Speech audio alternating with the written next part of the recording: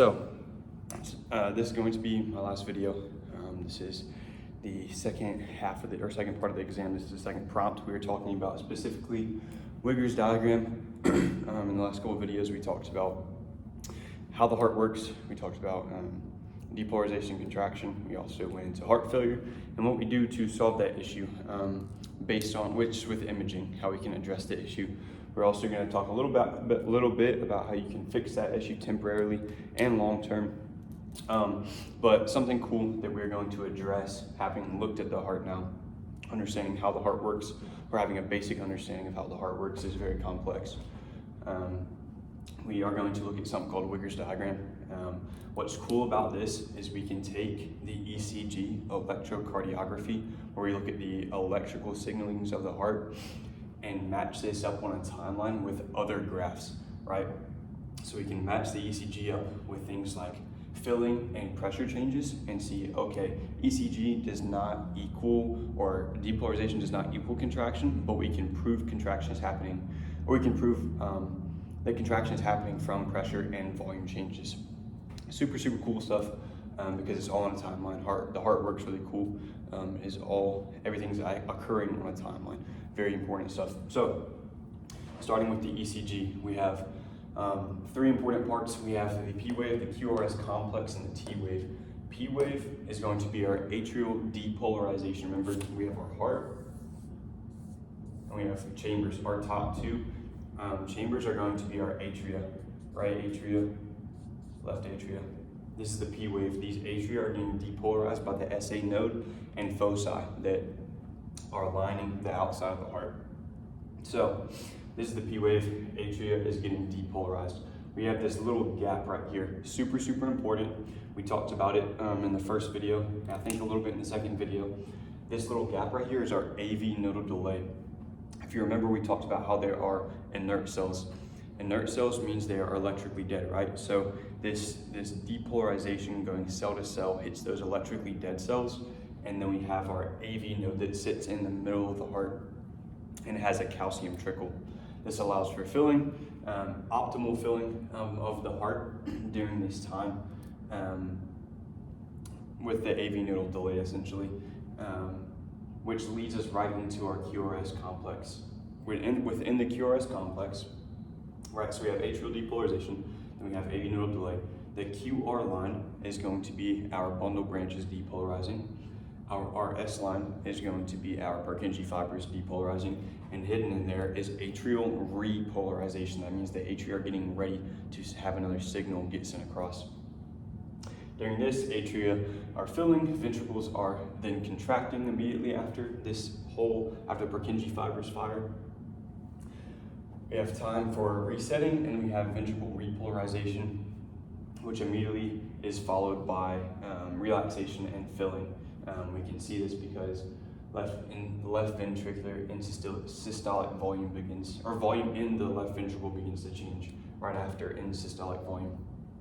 So, matching this up on a timeline, because that is the coolest part about Wigger's. We can look at the P wave, and we can trace straight up, and we can look at left ventricular volume, right? Think of the atria like a waitress. At a bar or at a restaurant, right?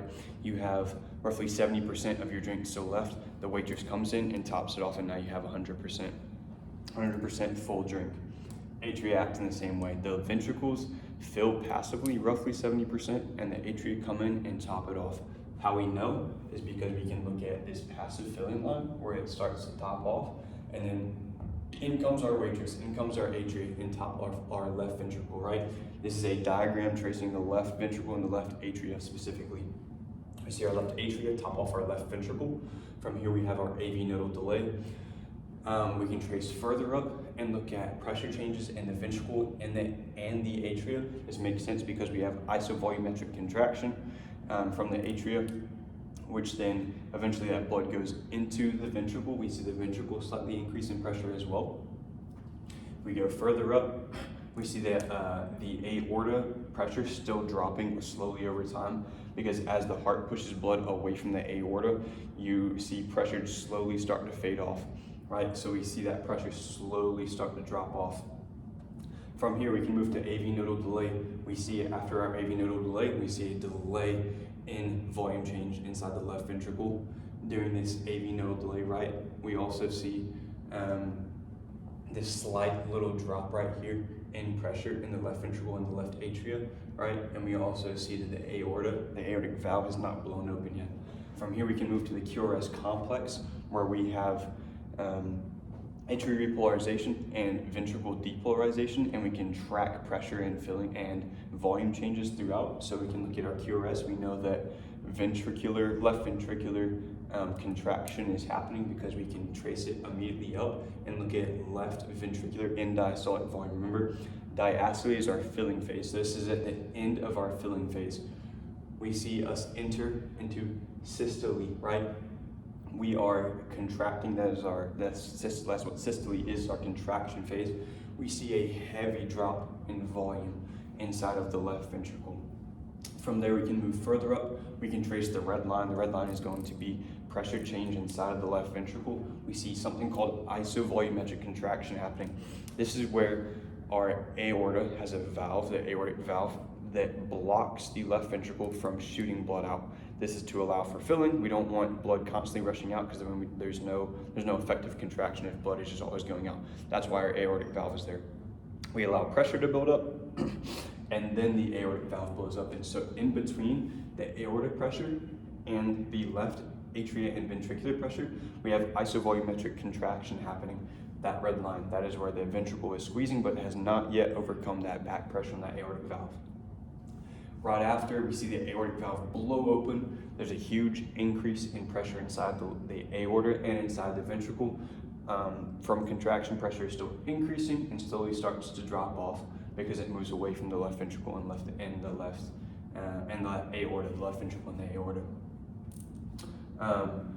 Once again, we can also look at a cool little thing. This is a cool little note that I was taught is on the C wave. This is where the left ventricle is putting pressure on the left atrium. Remember that middle black line where it's kind of just doing this? That is going to be our left atrium. It's getting pressure put on it from the left ventricle, right? Immediately after, remember inside of our QRS complex, we see, or we know that hidden inside that is atrial repolarization. We can then track this with left atrial pressure slowly increasing from return coming from the pulmonary circuit. So, and as well, we see after ventricular repolarization, we can trace up and see the heart start to sort of reset and get ready to send more blood out. We see pressure start to drop. We see pressure start to drop from the aorta. We see the left atria getting ready because repolarization has already occurred. And this is our ventricular repolarization. Following repolarization, we see filling start to increase again. And it all falls into place on a timeline. Very cool stuff. We also need to look at how, like we talked about in the idea of heart failure, how in the US, heart failure is a very common thing, which with diet, we need to look at something called atherosclerosis. A very quick and crash course version of atherosclerosis is essentially inside of our arteries, because of our diet and because we don't exercise, we allow plaque to build up inside of the intima, and so this puts pressure on the artery where it's building up, right? So for building up plaque, that means not as much blood can get through, and that means we have higher blood pressure. And we see that affect this graph, right? So if we are condensing on that intima, we're going to need to fix that, right? But we can't address this plaque buildup. That plaque is stuck there. So we have to address it somehow. How our body does this is by increasing our SNS drive, our sympathetic nervous system, our sympathetic drive, right? So sympathetic drive is how it's going to affect this graph is going to condense it. We're going to have more waves occurring because our heart rate is up. We also see more contractility because we cannot address the fact that we do not have oxygen going to our left ventricle, specifically in this case. And therefore we have dying cells, so we try to boost contractility, we try to boost preload by vasoconstricting, right? So how this affects this graph is if we are increasing pressure, increasing contractility, and vasoconstricting systemically, that is going to cause the aortic valve to have more back pressure, so it's going to open later because we have to fill more, or we have to contract more. We have to fix that issue somehow. So the aortic valve is going to blow open later, and it's also going to close later because the aortic valve meets a certain threshold of pressure before it closes again, right? So if we're hitting that sooner, because pressure is so high, then that's not going to be good. So how we fix that is with heart rate, right? So once again, we're going to see more and more ECG waves and more volume changes and more pressure changes because we have increased heart rate. How we fix this? Just either temporarily or hopefully not long term, and you get the problem of atherosclerosis solved. We use beta blockers. What this does is it inhibits the binding sites for catecholamines, specifically norepinephrine and epinephrine. SNS uses norepinephrine and epinephrine to boost heart rate and contractility and vasoconstrict systemically. We use beta blockers to inhibit that. That helps us distend that graft more like it's supposed to be. We can also look at diuretics. Diuretics is going to solve our issue of high blood pressure by specifically increasing sodium and potassium reabsorption inside of our filtering units in the kidneys. There's different ways diuretics work, but that's usually the main way, is through sodium and potassium reabsorption and things like loop diuretics. You can also look at statins. Statin is going to be a long-term fix. This is going to lower our cholesterol. Statins lower cholesterol inside of our body, right? And so inside of cholesterol fits our fat that builds up, right? So small dense LDLs build up, causing atherosclerosis. So if we can lower our SD-LDL count inside of our bloodstream by taking statins, this will help prevent further buildup to a potentially full blocked artery, and that's really not good. That is where you drop. Lastly, we have vasodilators. Opposite of vasoconstriction, we can distend this blood vessel, rescuing blood flow, increasing oxygen back to the heart, and hopefully begin repair on the heart. Our body can then lay more sarcomeres, it can fix those, or can it can lay down more cells there where there needs to be. And those are three quick rescues, and we have 4 a long-term rescue of statin. But that is how essentially Wigger's diagram works and how drugs are going to fix the idea of atherosclerosis